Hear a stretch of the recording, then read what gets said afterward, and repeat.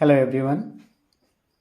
आज हम लोग बिहार बोर्ड मैट्रिक का मोस्ट इम्पॉर्टेंट क्वेश्चंस को सॉल्व करेंगे। जो ये क्वेश्चंस एग्ज़ाम में बार बार रिपीटेड होता है। तो पहला सवाल है, यूक्लिड विभाजन एल्गोरिदम के प्रयोग से मशक ज्ञात करें। क्वेश्चंस है 156 और 504। 156 और 504। इसका फॉर्मूला होता है A बराबर BQ जोड़ R। सबसे पहले 156 और 504 का HCF लॉन्ग डिवीजन से निकालेंगे। 156 से 3 से मल्टीप्लाई करेंगे, 4 6 8 सब्ट्रैक्ट करेंगे 36। इसको डिवाइड करेंगे तो 4 टाइम्स लगेगा, 144 2 1 36 3 टाइम्स। अब इसको यहाँ पे लिख 504 बराबर 156 गुना 3 प्लस 36।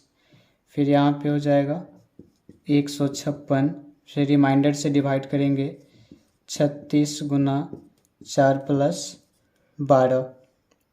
36 को फिर यहाँ पे लाएंगे, फिर 12 से डिवाइड करेंगे, 12 गुना 3 प्लस 0। जब तक ये रिमाइंडर 0 नहीं होता है तब तक ये हम प्रोसेस चलाते हैं। जिस संख्या से रिमाइंडर 0 होता है वही मेरा HCF कहलाता है, इसीलिए HCF is equal to 12 answer. Next सवाल है, अभाज्य गुणनखंड विधि से 96 और 404 का मशा तथा लसा निकाले। तो अभाज्य गुणनखंड विधि से मशा निकालना है 196 और 404 का। तो सबसे पहले हम 96 का प्राइम फैक्टर निकालेंगे। इसका प्राइम फैक्टर निकालेंगे 2 से 48, 2 से 24, 2 से 12, 2 से 6 टाइम्स, 2 से 3 टाइम्स एंड 3 से 1 टाइम्स। 96 का प्राइम फैक्टर्स 1 2 3 4 5 यानी 2 टाइम्स 5 आएगा, 1 2 3 4 5 इंटू 3। उसी प्रकार 404 का प्राइम फैक्टर निकालेंगे 2 से 202, 2 से 101। अब 101 डिवाइड नहीं होगा तो 2 इंटू 101। हम सभी जानते हैं कि मशा निकालने के लिए जो दोनों में कॉमन होता है वो मेरा मशा कहलाता है। तो आप इसमें देख पा रहे हैं ये 2 और 2 कॉमन है, यहाँ भी 2 और 2 कॉमन है। तो मशा बराबर 2 गुना 2 इक्वल टू 4। लसा के लिए प्रोसेस होता है, जो दोनों में कॉमन होता है उसे भी लिखते हैं और जो दोनों में अनकॉमन है वो भी यहाँ पे लिखेंगे। इसमें कॉमन में क्या क्या है तो 2 गुना 2, अनकॉमन में 1 2 3 यानी 3 टाइम्स 2 है, इंटू 3 इंटू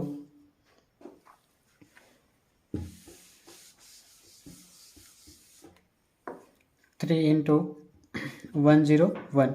आप ये सभी का मल्टीप्लाई करेंगे तो 96 एंड 96 होगा।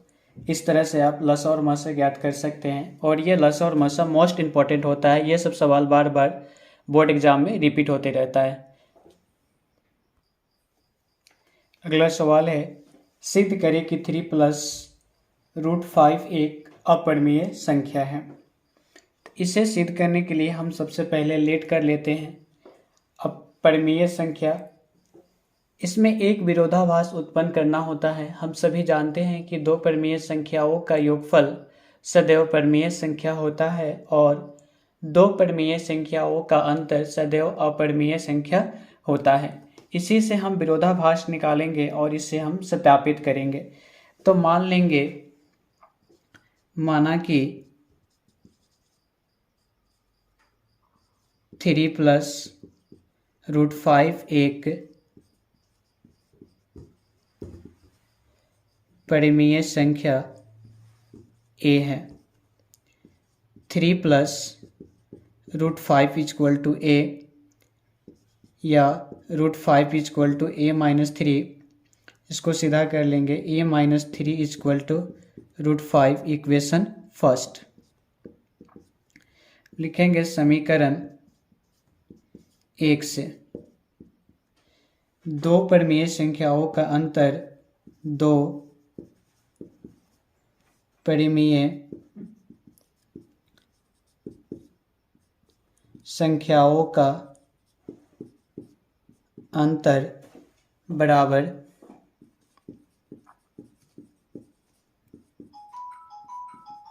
अपरिमेय संख्या है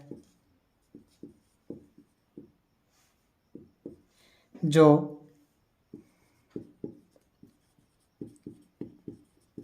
असंभव है।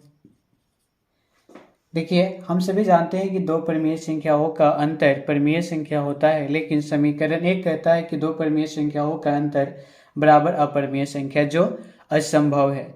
अतः हमारी मान्यता गलत है। अतः हमारी मान्यता गलत है।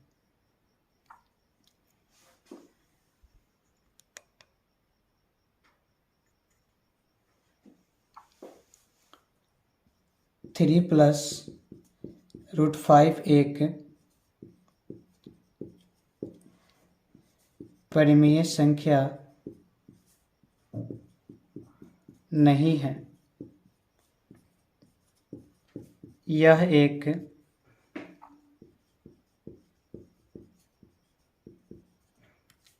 अपरिमेय संख्या है, अर्थात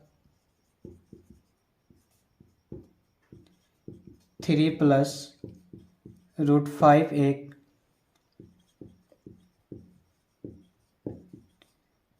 अपरिमेय संख्या है। प्रूव्ड। इस तरह से आप सॉल्व कर सकते हैं। इसमें कुछ नहीं करना होता है, एक हमें विरोधाभास उत्पन्न करना होता है। जैसे कि यहाँ पे एक विरोधाभास यहाँ पे आया कि दो परिमेय संख्याओं का अंतर, यहाँ पे क्या आया, अपरिमेय संख्या जो क्या है, असंभव है। तो इस तरह से आप सॉल्व कर सकते हैं। ये सवाल बोर्ड एग्जाम में हर साल 2 मार्क्स का आता है। ठीक है, तो आप इसे अच्छी तरह से एनालिसिस करें और अभ्यास करें, और आने वाले 14 तारीख का बोर्ड एग्ज़ाम में आप इसको अच्छे से मार्क्स गेन कर सके और अच्छे से सॉल्व करें। नेक्स्ट सवाल, बिना लंबे विभाजन प्रक्रिया द्वारा बताए कि 31/3125 का दशमलव प्रसार शांत है या अशांत है। तो इसे शांत अशांत को सॉल्व करने के लिए हम एक फॉर्मूला जानते हैं। जैसे कि आपको पता है कि फ्रैक्शन जो होता है, यानी कि भिन्न जो होता है, सो क्या होता है, P/Q होता है। यहाँ पे हम क्या करते हैं, Q को अभाज्य गुणनखंड तोड़ते हैं। अभाज्य गुणनखंड तोड़ने पर अगर 2 और 5 आता है तो दशमलव प्रसार शांत होता है, या केवल 2 भी आता है तो भी दशमलव प्रसार शांत होता है, या केवल 5 भी आता है तो दशमलव प्रसार शांत होता है। बट 2 और 5 के अलावा कोई भी तीसरी संख्या आती है तो वह दशमलव प्रसार अशांत होता है।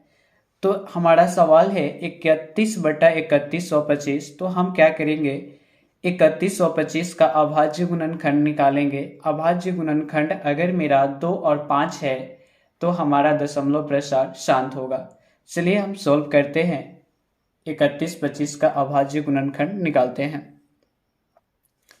31/125, तो हमने यहाँ क्या किया, 3125 का मैंने अभाज्य गुणनखंड निकाला जो सिर्फ 5 से कटा, 1 2 3 4 5 टाइम्स कटा। तो इसको हम कैसे सॉल्व करेंगे, यहाँ पे लिखेंगे 31/3125 इक्वल टू 31/3125 का प्राइम फैक्टर कितना है, तो 5 5 1 2 3 4 5 टाइम्स है, 1 2 3 4 एंड 5 इक्वल टू 31 बटा, यहाँ पे 2 नहीं है तो हम यहाँ पे क्या लिखेंगे, 2 एक्सपोनेंट 0 एंड 5 एक्सपोनेंट 1 2 3 4 एंड 5 यानी कि 5।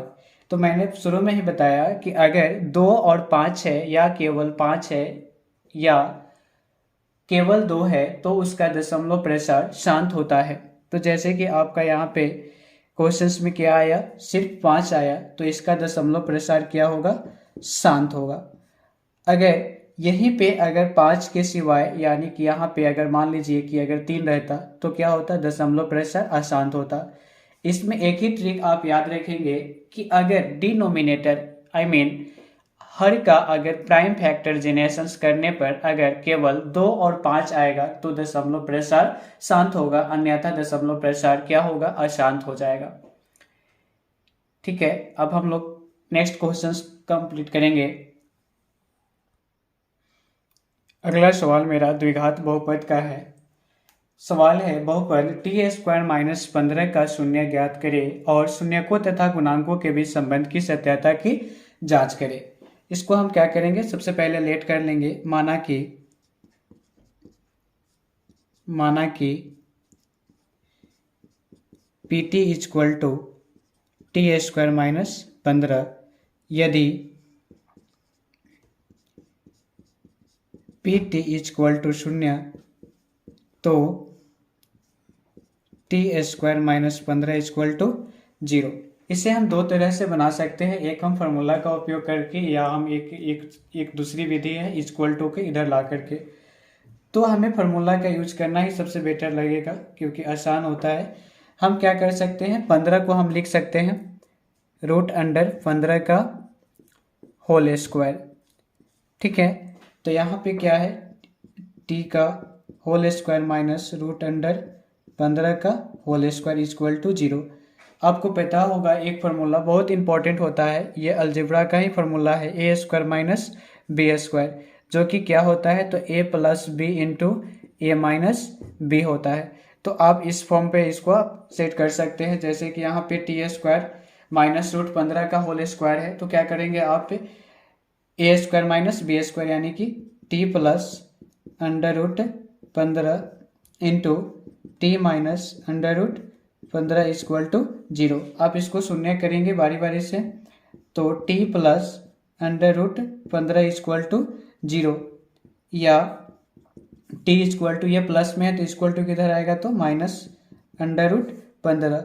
उसी तरह आप ये इसको सॉल्व करेंगे, t - √15 इक्वल टू 0, ये माइनस में है तो इक्वल टू किधर आएगा, तो प्लस में, यानी कि t इक्वल टू +√15। ये हमारा शून्यक निकल गया। आपको पता है द्विघात बहुपद में कितने शून्यक होते हैं, तो 2 शून्यक, एक शून्यक अल्फा और दूसरा शून्यक बीटा। क्वेश्चंस के अकॉर्डिंग क्या था कि t² - 15 का शून्य ज्ञात करना है, तो मैंने शून्य ज्ञात कर लिया, जो कि अल्फा का मान यानी कि एक शून्यक alpha equal to -√15 and beta equal to +√15। अब हमें क्या करना है, इसका शून्यकों तथा गुणांकों के बीच संबंध की सत्यता की जांच करनी है। तो आपको पता है शून्यकों का योगफल क्या होता है, शून्यकों का योगफल बराबर अल्फा प्लस बीटा। क्या होता है, अल्फा प्लस बीटा। अल्फा का वैल्यू कितना है, तो -√15 प्लस √15, -15 और प्लस √15 क्या हो जाएगा, तो 0।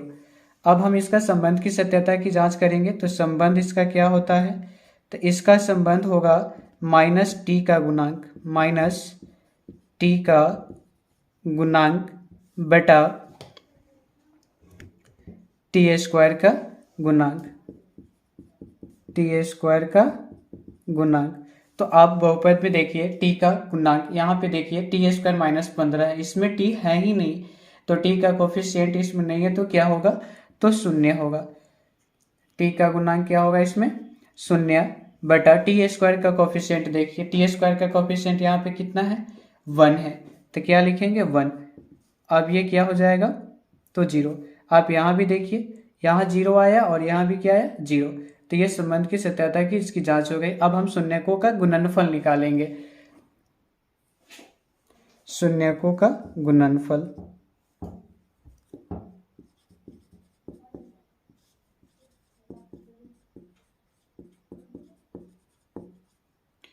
शून्यकों का गुणनफल क्या होता है? Alpha into beta, alpha into beta. तो अल्फा कितना है? तो -√15 इंटू बीटा का वैल्यू कितना है? तो √15। तो रूट से रूट कट जाएगा, तो 15 में √15 से गुना करेंगे तो कितना हो जाएगा? तो माइनस, यहाँ पे माइनस है तो माइनस क्या हो जाएगा? 15। अब इसका हम संबंध लिखेंगे। इसका संबंध होता है अचर पद, अचर पद बटा t² का गुणांक। अचर पद यहाँ पे देखिए, अचर पद कितना है? तो -15। तो -15 और t² का गुणांक कितना है? 1 है, इक्वल टू -15। तो इस तरह से आप सॉल्व कर सकते हैं। ये भी सवाल बहुत इंपॉर्टेंट होता है, ठीक है। आप इस वीडियो को अच्छे से एनालिसिस करें, इससे बाहर सवाल आपका बोर्ड एग्जाम में देखने को नहीं मिलेगा। मैं पूरी कोशिश कर रहा हूँ कि जो भी मोस्ट इम्पॉर्टेंट सवाल है मैं ये सारे इम्पॉर्टेंट क्वेश्चंस मैं आपको यूट्यूब के माध्यम से आपको प्रोवाइड्स करूँ, ताकि आपका जो भी एग्ज़ाम है मैथ का वो आप बेटर हो सके। इस वीडियो को अच्छी तरह से देखें और क्वेश्चंस को बार बार रिवीजन करें, ताकि आपका बोर्ड एग्ज़ाम अच्छी तरह से हो। नेक्स्ट वीडियो में मैं द्विघात बहुपद और द्विघात समीकरण से कुछ सवालों का मैं सॉल्व करूँगा।